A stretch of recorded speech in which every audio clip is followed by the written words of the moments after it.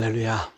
오늘은 수요일입니다. 한 주간 중에서도 우리 3일 저녁인데, 이 저녁에 우리 하나님께서 주신 말씀으로 다시 한번 우리가 점검해 보면서 하나님의 뜻과 하나님의 의를 이루는 믿음에 온전해지는 복된 우리 이 시간 되기를 원합니다. 우리 다 같이 묵상해서 들으시겠습니다. 하나님 말씀 창세기 19장의 말씀입니다. 수요일은 하나님 말씀을 다시 상고해 보면서 이 말씀 안에서 내가 어떤 삶을 사는지, 또 이 말씀이 나를 얼마나 주장하면서 이 한 주간을 살아가고 있는지를 점검하는 시간입니다. 자, 오늘 창세기 19장의 말씀입니다. 이 창세기 19장은 소돔과 고모라가 멸망당하는 그 모습을 우리에게 전해주고 있고, 또 그 안에는 롯이 어떻게 이 소돔과 고모라에서 살게 되었고, 또는 그 가정의 이 비극이 무엇인지, 또 오늘 이 소돔과 고모라를 보면서 오늘 우리의 시대는 우리는 어떻게 해야 될지에 대한 말씀을 함께 나누도록 하겠습니다. 자, 이 소돔과 고모라 성이 어떻게 이 하나님으로부터 멸망을 당하게 되었을까요? 이 소돔과 고모라 성의 죄악이 무엇이죠? 그것은 한마디로 말하면 LGBTQ라는 말입니다. 이 본문 3절에서 9절의 말씀까지 보면 오늘 이 소돔과 고모라 성에 사는 사람들은 이 노소를 막론하고 LGBTQ의 행위자들이었습니다. 그래서 하나님께서 이 성이 얼마나 죄악이 악한지 그 더러움의 소리가 하늘까지 들리니까 이 천사들을 그곳에 보내지 않았습니까? 그래서 이 천사들이 이제 그들의 지악성을 살펴보려고 이제 거리에 있으려고 하니까 롯이 그들을 청해서 자기 집에 들여서, 그래서 그걸 극진히 대접했잖아요. 그러니까 이 소돔 사람들이 이 롯의 집에 새로운 두 남자가 들어왔다. 그래서 알려줘 가지고요, 보니까 이 소돔 성에 사는 저 원근이라 그래서 가까운 데나 먼 데나 할 것 없이 모든 사람들이 이 젊은 늙은이나 할 것 없이 롯의 집으로 오게 된 것입니다. 그래서 이 롯이 어떡합니까? 이 사람들 그렇게 하면 안 된다. 우리 집에 온 손님이다. 내가 내 딸을 줄 테니까 너 그들의 마음대로 하지만 이 내 집에 온 손님들은 할 수 없다. 그랬더니 이들이 뭐라 그래요? 이 녀석이 우리 집에서 이 사람이 우리 땅에서 이렇게 붙어 먹고 살던 사람이 우리를 갖다가 정죄해? 우리의 법관이 되려고 해? 우리 심판자가 되려고 해? 너를 더 해야 할 거야 라고 막 난리치지 않습니까? 이때 하나님의 천사가 롯을 끌어들이고 저들의 눈을 멀게 했던 것을 우리가 보게 됩니다. 그러니까 이 소돔과 고모라 성은요, 이 LGBTQ가 관영한 거예요. 이 소돔이란 말이에요. 소도마이즈란 말로 학문 성교하다자는 말이에요. 그러니까 이 개들 천지가 이 소돔과 고모라 성인 것입니다. 그랬더니 우리 하나님께서 이 모습을 보고 이 소돔과 고모라 성을 어떻게 했죠? 23절과 24절의 말씀 보면 유황불을 우리 하나님께로부터 내려와 가지고 빛처럼 쏟았어. 그 소돔과 고모라를 완전히 태워서 없애 치우게 된 것입니다. 그래서 지금도 우리 하나님께서는 그 소돔과 고모라 성에 가면요, 유황 냄새가 나고요, 그 짙은 죄악의 흔적들, 그 성에 도말된 흔적을 고스란히 남겨두어서 우리 모든 인류들에게 이 악한 죄악이 무엇인가를 이렇게 표징으로 남겨두고 있는 것입니다. 자, 그러면 이 소돔과 고모라가 왜 이렇게 죄악의 온상이 된 그 원인이 무엇이었을까요? 창세기 13장 10절의 말씀 보면 이렇게 말씀하고 있습니다. 그 소돔과 고모라 땅 그 주에는요, 물이 넉넉해서 여호와의 동산 같고 애굽 땅과 같았다라고 얘기하고 있습니다. 그러니까 자연환경이요, 정말로 물이도 풍부하고 곡식도 많이 나는 그런 농업, 이 모든 것이 부족함이 없는 그 먹거리가 있었고요. 거기 위에다가 뭐가 돼 있었냐면 이 소돔과 고모라 성에는 소금을 생산했습니다. 소금. 이 소금은요, 고대사에서는요, 지금으로 얘기하면은 히토리와 같은 히토리와 같은 거예요. 그래서 이 가치가 너무나 귀한 거거든요. 사람들이 소금 못 먹으면 안 되거든요. 그래서 옛날에는 이 소금을 정제하는 기술이 없었거든요, 현대처럼. 그래서 암염이나 이 산에서 이 소금을 캔 것을 먹게 되었습니다. 그래서 이 소금을 얻기 위해서요, 이제 저기 메소포타미아 지역으로부터 이렇게 이 소돔과 고모라, 그리고 또 애굽으로 연결되는 이 왕의 대로라는 대로가 있습니다. 이것은 주로 이 산업, 이 소금을 하고요, 이 얻기 위해서 그 인근 주위의 모든 사람들이 오는 그런 통로입니다. 그래서 유럽도 연결되고요, 그리고 이 소돔과 이 메소포타미아로 연결되고요, 애굽으로도 연결되는 그런 대로, 바로 이 소금 때문에 이 소돔과 고모라는 세계 돈을 빨아들이는 그런 부의 그런 땅이었습니다. 그래서 이 소돔과 고모라가 풍부한, 아주 물질이 철철 넘치는 그 풍부함, 이 풍부함 때문에 소돔과 고모라, 이런 악한 죄악이 넘쳐나게 된다는 것입니다. 우리가 세계사의 역사를 보면 이 풍부라고 하는 것은 너무나 좋습니다. 그런데 이 풍부가 우리에게 멸망을 갖다 주지요. 모든 제국들이 그랬잖아요. 바벨론도 그랬고, 페르시아도 그랬고, 로마도 그랬고. 그래서 이 부한 것은 좋지만 도가 지나치면 안 되는 거예요. 넘치면 이젠 죄악으로 빨려 들어가게 되지. 그래서 잠언 30장 8절과 9절에 이런 말씀하고 있잖아요. 내가 너무 배불러서 하나님을 모른다. 여호와가 누구냐 할까 두렵다. 그런 말씀이 있잖아요. 그래서 이 소돔과 고모라의 이 멸망은 이 부유함, 풍부함, 그러니까 하나님이 없는 거예요. 하나님을 모르는 거예요. 여러분, 우리가 조금 가난한 거예요. 오히려 더 좋아요. 여러분, 그 없을 때 하나님 앞에 매달리고 하나님께 기도할 수 있잖아요. 그러니까 하나님과 더불어 살 수 있잖아요. 여러분, 이것을 괴로워하지 마세요. 나와 하나님과 가까이 갈 수 있는 길, 하나님과 만나 대화할 수 있는 길, 그것을 생각하시고요, 좀 부족한 것을 오히려 즐기시는 여러분 되시기를 주님의 이름으로 축원합니다. 두 번째로 롯의 가족의 멸망입니다. 그 롯이 어떻게 이 소돔으로 갔을까요? 우리 창세기 13장의 말씀 보니까 아브라함의 목자와 이 롯의 목자가 이제 이 가나안 땅에 풀이 없으므로 또 물의 문제로 싸움이 나타난 거예요. 그래서 아브라함의 제안으로 이제 우리가 싸움하지 말고 사이좋게, 우리 같은 친척인데 골육인데 이럴 수 없지 않느냐.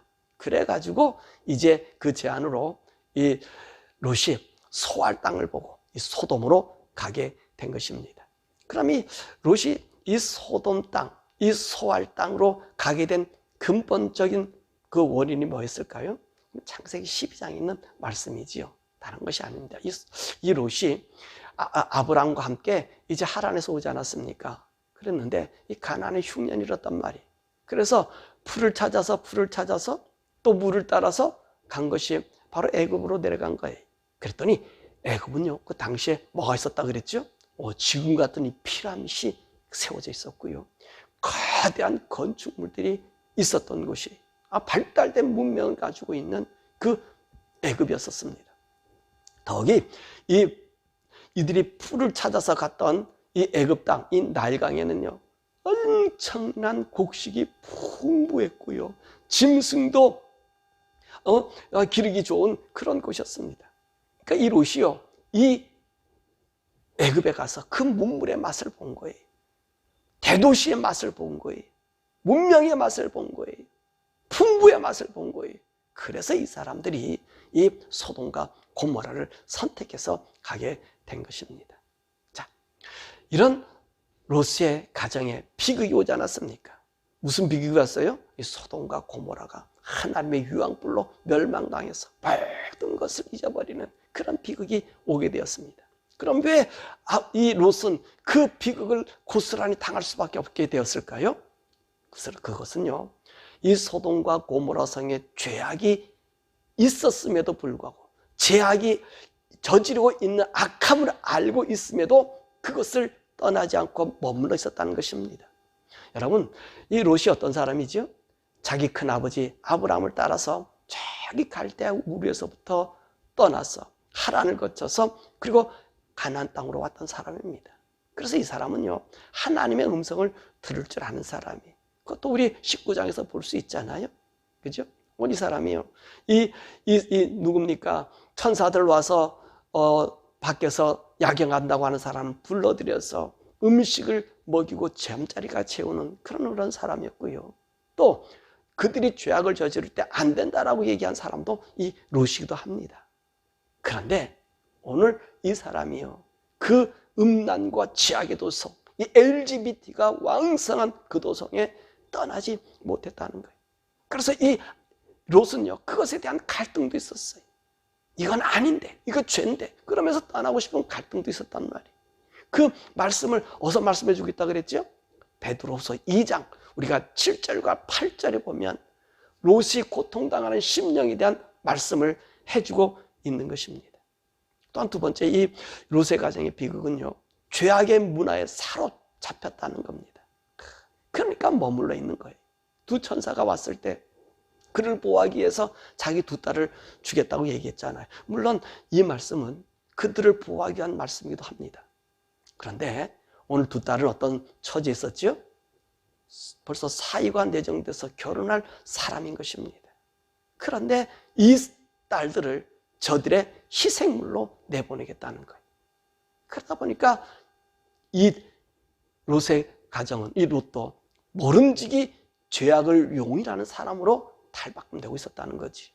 또 이 두 딸을 보세요. 이 두 딸은 어떻게 행동하고 있습니까? 소돔과 고모라가 멸망 후에 정말 소활상에서도 이들을 갖다가 좋게 안 보고요. 똑같은 눈초리. 보니까 이 롯이 산에 가서 살았잖아요. 그 산굴에 살았잖아요. 그때 두 딸이 아버지를 술을 먹여서 자기들의 자식을 얻잖아요. 그래서 큰 딸에게는 모압을 얻고 작은 딸에게는 암몬을 얻습니다. 그런 일들이 생겨졌잖아요.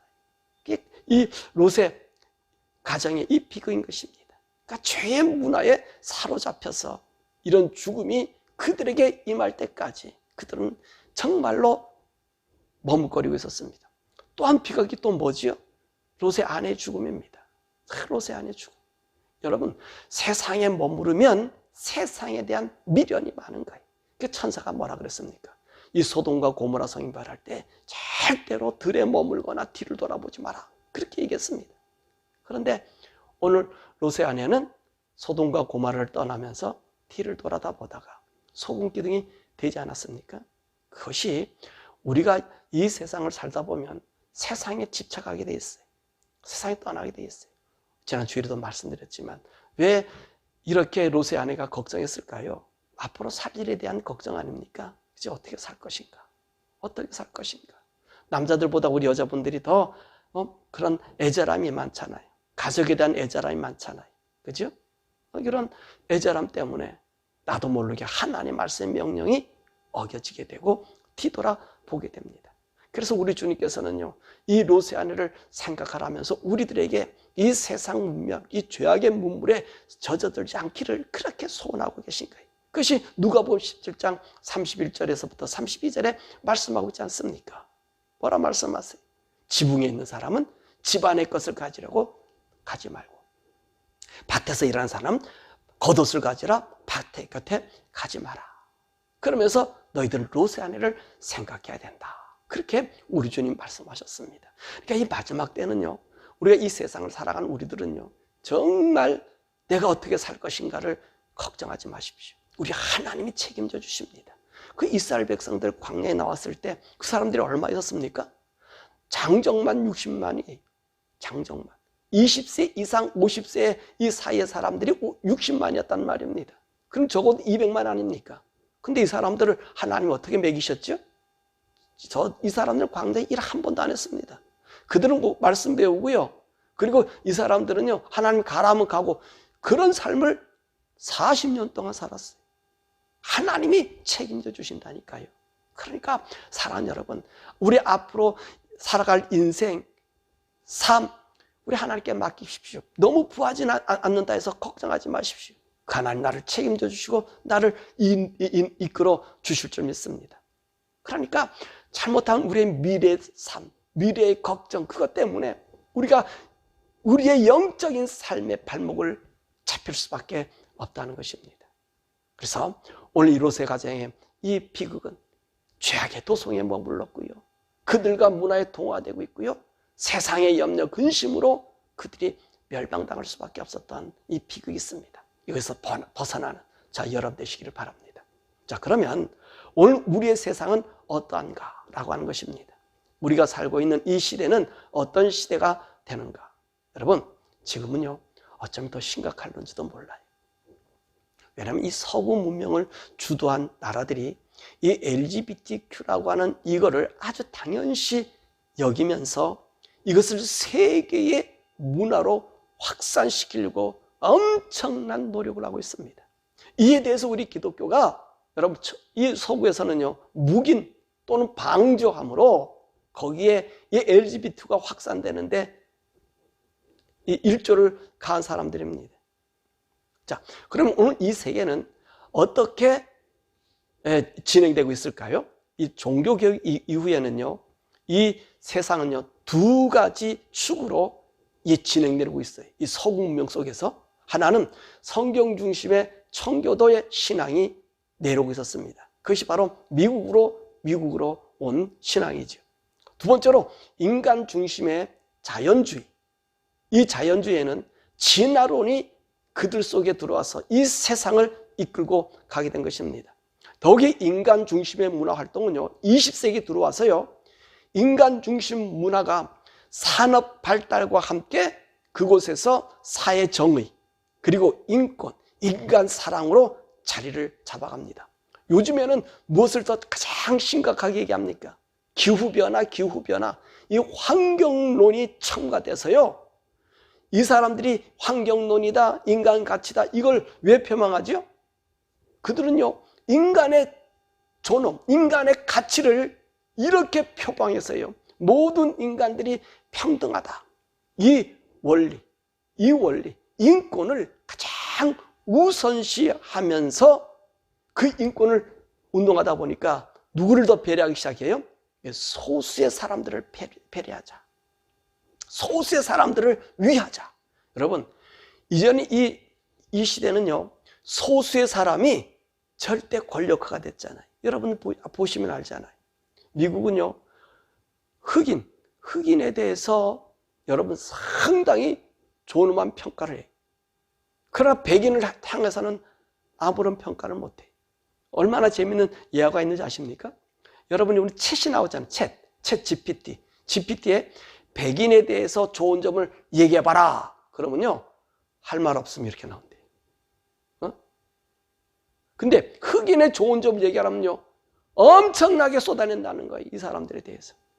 여러분, 이게 지금 뭐로 만든지 아십니까? 세상을? 이 인권이라고 하는 이 소수를 절대 권력화로 만든 것입니다. 그러므로 이 인권과 소수의 자들을 보호하지 않으면 인권을 무시하고 인간을 사랑하지 않는 자로 취급해버리는 거예요. 그래서 이 소수 집단을 특권화한 거예요. 그런데 이 특권화 속에서 가장 특권화가 된 게 무엇인지 아십니까? 그 꽃이 바로 LGBTQ라는 겁니다. LGBTQ. 이 세상을요, 하나님을 능멸하는 일들을 제일 특권화시키는 거예요. 이 LGBTQ는 차별, 인권, 다 들어갑니다. 안 들어가는 게 없어요. 여기에는. 이것은요, 사단이 오래전부터 계획하고 추진해온 그것입니다. 추진하고 온 거예요. 더욱이 미국의 학교 시스템은요, 이 학교 교육을 참 시켰어요. 그래서 이 민주당이 거하는 이 주에서는요, 이건 당연시 되고 학교에선 이 LGBTQ 동성연애 애들이 얘기하지 못한답니다. 그걸 거론하지 못한다는 거예요. 그런 식으로 들어왔어요. 이 정치적으로는 이 민주당이 완전히 이것에 꽂혀가지고서는 전 난리치지 않습니까? 이때까지 그 일에 앞장서 오지 않았습니까? 바이든 정부는 더 하고요. 그죠? 그 꽃이 그 사람들이 전도자들이에요. 외교에서도 무지개 깃발 갖다 꼽아놓고요. LGBT 행사는 제일 먼저 갑니다. 그래서 이 사람이 주장하는 게 뭐예요? 소수, 인권, 환경. 그래서 이들 세우는 직원들도 보면 전부 게이라든지 동성연애자들, 그런 사람이면 이 민주당에서요, 간부가 될 수가 없어요. 그러니까 이것이 무엇을 얘기해 주고 있습니까? 이 세상이 오늘날이 더 심각한 삶을 갈 수 있다는 것 아닙니까? 더욱이 이 미국 교회 현주소는 어떠냐는 것입니다. 이 미국 교회 현주소 말입니다. 오늘요 미국 교회는요 제재 없이 동화화하고 있습니다. 제재 없이 동화화, 내지는 오늘 LGBTQ를 찬양합니다. 높여요. 그래서 동성연애 자들을 장로나 집사나 세우고요. 목회자도 세워요. 목회자 세우고. 이게 합법화시 거의 미국의 교단들은요. 몇몇 교단만 빼놓고 이제 이 동성연애를 인정하고 있다는 것입니다. 그래서 뿐만 아니라 인정하지 않는 교단, 우리 교단 속에서도요. 오늘 이 LGBTQ를 강력하게 반대하지 못하는 사람이 있어요. 이 목사들 중에서. 왜냐하면 그 죄라고 얘기하지 못해. 그 이유가 뭐냐 했더니만 이 중직자들 중에서 장로님이나 권사님이나 집사님 아들 중에 이 LGBTQ가 너무나 많이 있다는 겁니다.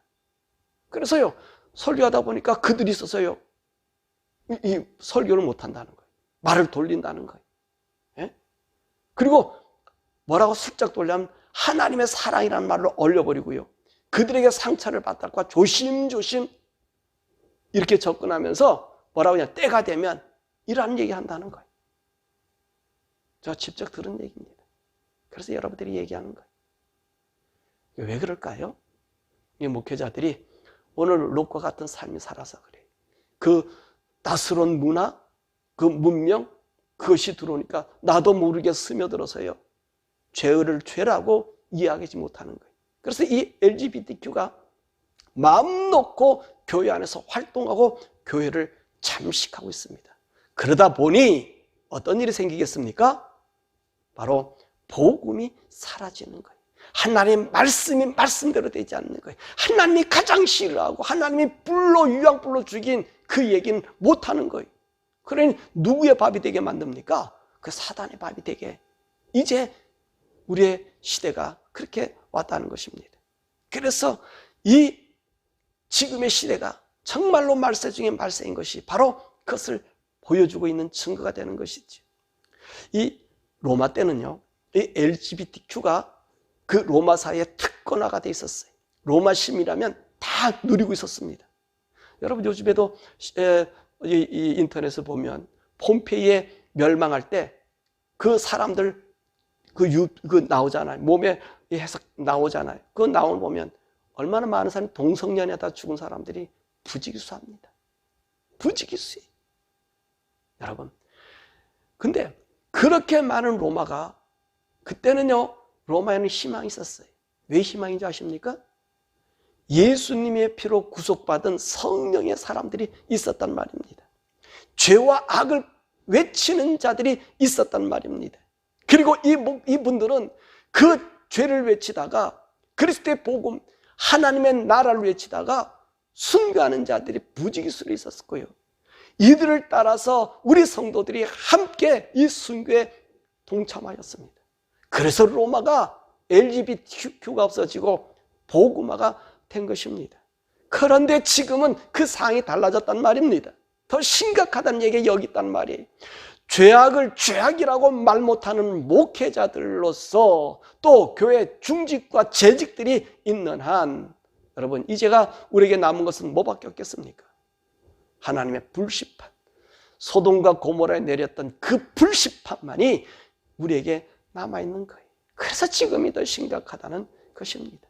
자, 그러면 이런 세대 우리 거룩한 성도는 어떻게 살아야 할까요? 삶의 문제입니다. 우리 세상 문화와 단절할 수 있으면 참 좋습니다. 참 좋아요. 그래서 만약에 직업을 선택하든 뭐하든 간에 정말로 우리가 하나님과 교통하고 하나님 뜻으로 살아갈 수 있는 목축, 업이라든지 목축이라든지 농업이라든지 이런 것이 좋을 거예요. 근데 이렇게 살 수 있는 사람들이 과연 얼마나 있을까요? 그 많은 농토를 어떻게 구입할 수 있을까요? 아니면 그런 걸 얻으려면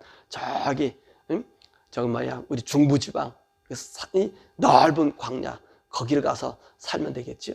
뭐 그렇게 할 수 있는 용기 있다면 우리가 얼마든지 살 수 있습니다. 할 수 있겠어요.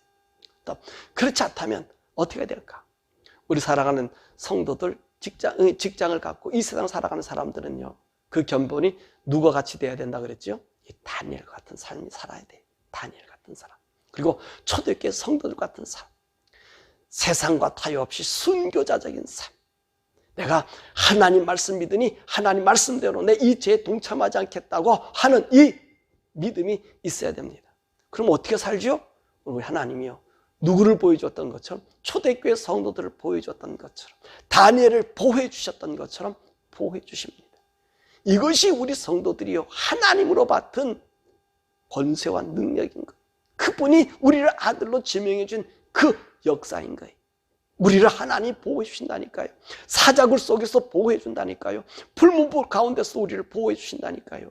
이 믿음으로 나가면요, 여러분, 우리는 영적으로 타락하지 아니하고 복된 역사를 이룰 줄 믿습니다. 자, 그 다음에는 우리가 이 복음의 말씀을 우리가 이제 새겨야 되잖아요.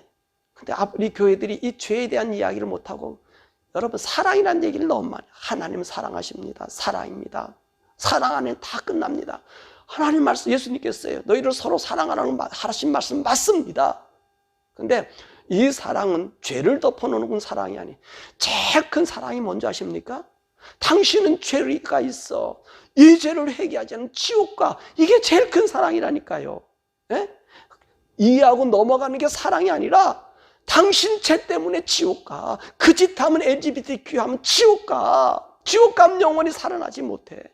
이것만큼 사랑이 없단 말입니다. 이 말씀을 외쳐주는 것만큼. 근데 우리는 가짜 사랑에 목마르고 있어요.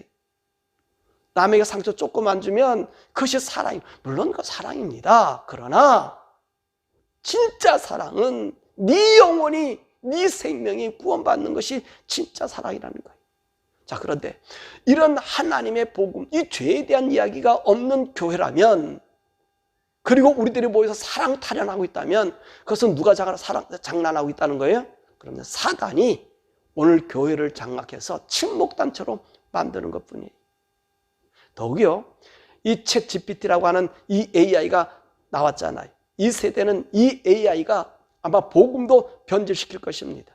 아까도 얘기 들었지만 백인과 흑인에 대한 이야기를 써보라 그랬더니 그 챗이요, 백인에 대한 좋은 얘기, 백인에 대해서는 나쁜 얘기, 그리고 쓰지도 않으려고 그러고, 그리고 안 쓰고, 흑인에 대해서는 좋은 얘기만 쓰는 그 챗이 앞으로 우리 전통의 기독교를, 이 기독교는 세상의 적이거든요.